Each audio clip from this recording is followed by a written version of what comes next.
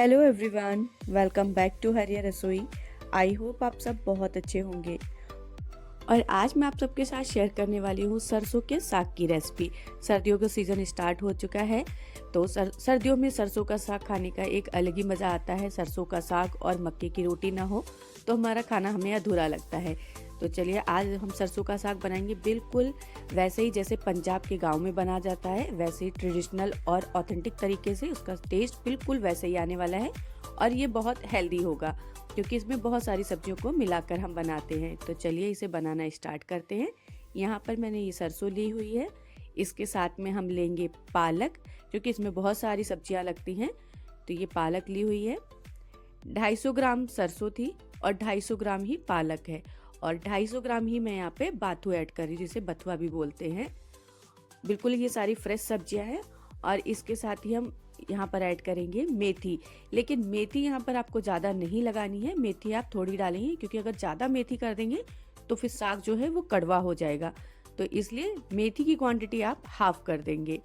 अब इन सारी सब्जियों को अच्छे से हम वॉश कर लेंगे, क्योंकि इसमें बहुत मिट्टी होती है। बथुआ में तो सबसे ज़्यादा मिट्टी होती है, तो इसलिए 5 से 6 पानी से हम पहले सारी सब्जियों को धो लेंगे। तो अब यहाँ पर हम सब्जियों की कटिंग करेंगे। सबसे पहले यहाँ पर मैं सरसों काट रही हूँ। सरसों के डंठलों को आपको नहीं हटाना है, क्योंकि जो सरसों का साग पंजाब में बनाया जाता है उसमें इनके डंठलों का सबसे ज़्यादा यूज़ होता है। ये लोग पत्ती कम यूज़ करते हैं, इसकी डंठल ज़्यादा यूज़ करते हैं। तो यहाँ पर आप डंठल स्किप मत कीजिएगा। और एक बात का और ध्यान रखिएगा, जब भी आप सरसों मार्केट से लेके आएँ तो ये देखिएगा कि जो उसकी डंठल है ना, वो पतली होनी चाहिए, ज़्यादा मोटी नहीं होनी चाहिए, क्योंकि हम डंठल के साथ ही साग बनाएंगे। और इसके बाद यहाँ पे सारी सब्जियों को हम बारीक बारीक चॉप कर लेंगे। सब्जियाँ जितनी बारीक कटी होंगी ये उतनी आसानी से घुट जाएंगी। पहले हम इन्हें बॉईल करेंगे और उसके बाद हम इसे बिल्कुल घोट के बनाएंगे। तो सारी सब्जियों को यहाँ पर हम बारीक बारीक से काट लेंगे। अच्छा, काटते समय सब्जियों को आप अपने हाथ का थोड़ा सा ध्यान रखिएगा, क्योंकि हाथ कट सकता है, तो थोड़ा केयरफुली सब्जियों को काटिएगा। और अब यहाँ पर हम बॉईल करेंगे। तो बॉईल करने के लिए पहले थोड़ी सी सब्जियाँ हम डाल देंगे कुकर में। और यहाँ पर सिर्फ ज़्यादा पानी नहीं, आपको आधा कप पानी ही डालना है, क्योंकि सब्जियों में ऑलरेडी बहुत सारा पानी होता है। और नमक डाल के इन्हें हम 5 मिनट के लिए बिना ढक्कन लगाए पकने के लिए छोड़ देंगे। और उसके बाद अब यहाँ पर हम कूट लेंगे लहसुन। यहाँ पे साग बनाने के लिए ना लहसुन बहुत ज़्यादा यूज़ होता है, उसका स्वाद बहुत अच्छा आता है लहसुन का। तो यहाँ पर 10 से 12 कलियाँ मैंने लहसुन की ली हैं और 2 से 3 हरी मिर्च, और इनको अब हम दरदरा कूट लेंगे। यहाँ पर वो सब्जियाँ जो हमने पहले डाली थी वो बिल्कुल सॉफ्ट हो चुकी हैं। तो अब ऊपर से हम यहाँ पे डाल देंगे जो हमने वो दरदरा कूटा था लहसुन और मिर्च का पेस्ट। और उसके बाद जो सब्जियाँ और बची थी वो हम डाल देंगे, क्योंकि स्टार्टिंग में सब्जियाँ बहुत ज़्यादा होती हैं तो सारी कुकर में एक बार में नहीं आएंगी। इसलिए थोड़ी थोड़ी देर के लिए छोड़ के आप इन्हें बिल्कुल जैसे ही सॉफ्ट होती जाएंगी ना, तो स्पेस हो जाएगा कुकर में, तो उसके बाद आप सारी सब्जियों को ऊपर से डाल दीजिएगा। और नमक डालने से क्या है कि सब्जी जल्दी गल जाती है, पत्तियाँ जो हैं। तो अब इसके बाद आपको ढक्कन लगाना है। अच्छा, एक चीज़ का आपको और याद रखना है, जब भी आप कभी भी कोई पत्तीदार सब्जी कुकर में बनाएंगे तो जब तक वो थोड़ी सी कम ना हो जाए, सॉफ्ट ना हो जाए, तब तक आप कुकर का ढक्कन मत लगाइए। इससे क्या है, पत्तियाँ ना उसमें सीटी में फंस जाती हैं, तो कुकर फटने के चांसेस ज़्यादा रहते हैं। तो इसलिए थोड़ा सा स्पेस जब खाली हो जाए उसके बाद आप ढक्कन लगाइए। तो यहाँ पर मैंने यहाँ पे पकने के लिए रख दिया था, और देखिए यहाँ अच्छे से ये बॉयल हो चुकी हैं सारी पत्तियाँ। 4 से 5 सीटी में अच्छे से सब्जी गल के तैयार हो जाएगी। और इसके बाद अब मेहनत का काम है कि इसे हमें घोट के बनाना है। मैंने आपसे बोला था ना, बिल्कुल पंजाब के तरीके बनाएंगे, जैसे पंजाब के गाँवों में साग बनाया जाता है तो वो लोग घोट के ही बनाते हैं, मिक्सी में पीस के नहीं बनाते। और अब यहाँ पर हम ऐड करेंगे मक्के का आटा, जिससे कि इसकी रिचनेस बढ़ जाएगी और जो पत्तियों की बाइंडिंग अच्छे से हो जाएगी। तो 2 बड़े चम्मच भर के मैंने मक्के का आटा डाला था, बट यहाँ पे क्या वीडियो पता नहीं कैसे कट हो गई, तो इसलिए वो दिखाई नहीं पाई हूँ मैं आप लोगों को। बट यहाँ पे मैंने 2 बड़े चम्मच भर के मक्के का आटा डाला है। और अब इसे अच्छे से हम घोटते जाएंगे। आपके पास मथनी हो तो आप मथानी से घोट सकते हैं। यहाँ पर मेरे पास पोटैटो मैशर था, तो पोटैटो मैशर से मैं इसे अच्छे से घोट रही हूँ। जितना आप इसे घोट के पकाएंगे धीमी धीमी आंच में, सरसों के साग का स्वाद उतना ही अच्छा आएगा। यहाँ पे मिक्सी में मत पीसिएगा, आप इस तरह से बनाइए कम टाइम में, और बहुत ही स्वादिष्ट और बहुत हेल्दी वे में ये बन के तैयार होगा। तो ये अच्छे से मैंने घोट लिया था, पत्तियाँ अच्छे से मिक्स हो गई थी। और अब इसके बाद हम लगाएंगे इसका तड़का। तो देसी घी यहाँ डालेंगे, क्योंकि बिना देसी घी के सरसों का साग अधूरा है। देसी 2 बड़े चम्मच देसी घी डाला है। ऊपर से अदरक, लहसुन और मिर्च को मैंने काट लिया था और लहसुन अदरक को दरदरा कूट लिया था।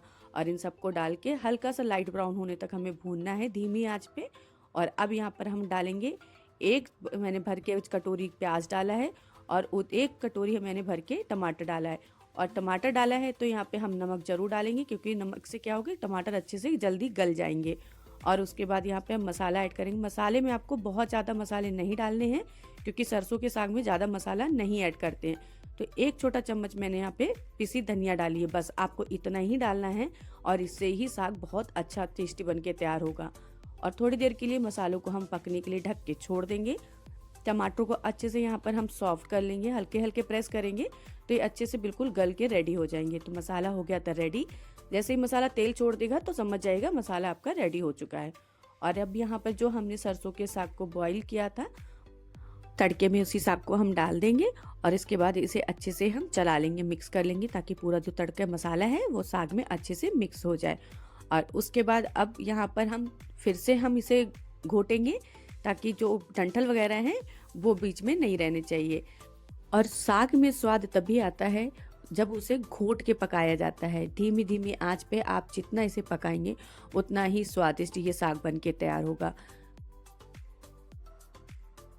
आप देखकर खुद से अंदाज़ा लगा सकते हैं कि ये देखने में कितना ही डिलीशियस लग रहा है। जितना ये देखने में डिलीशियस लग रहा है ना, उतना ही ज़्यादा खाने में ये टेस्टी बना हुआ है। और ये हेल्दी है, क्योंकि बहुत सारी सब्जियों का और देसी घी का यहाँ पर इस्तेमाल होता है साग का। तो अब यहाँ पर हम लास्ट तड़का लगाएंगे, क्योंकि बिना तड़के के साग अधूरा है। तो यहाँ पे 2 चम्मच भर के घी लेंगे, आप घी की जगह मक्खन का भी इस्तेमाल कर सकते हैं। और इसमें 2 से 3 लाल मिर्च डालेंगे और 2 से 3 हरी मिर्च डालेंगे। अदरक के छोटे छोटे टुकड़े काट लेंगे और हींग डाल के इसका तड़का तैयार करेंगे। तो देखिए इसका टेस्ट और इन्हेंस हो गया है और आप देख के लग रहा है मुंह में पानी आ रहा है ना। तो बस इसे घर पे बना के आप जरूर ट्राई कीजिएगा। और अब इसे हम सर्व करेंगे मक्के की रोटी के साथ, क्योंकि सरसों का स्वाद और मक्के की रोटी ये एक परफेक्ट कॉम्बिनेशन है। आप पराठे और रोटी के साथ भी इसे एंजॉय कर सकते हैं।